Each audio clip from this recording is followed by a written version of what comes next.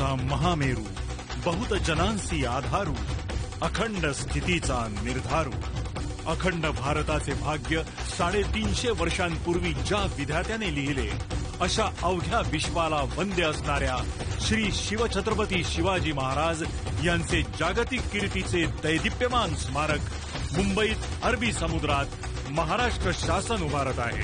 राम कहा बीज, राम कहा बल, राम कहा रन में अनुरागे। देशाचे पंतप्रधान माननीय श्री नरेंद्र मोदी यांच्या शुभ हस्ते या शिवस्मारकाचा जलपूजन आणि भूमिपूजन सोहळा आयोजित करण्यात आला आहे।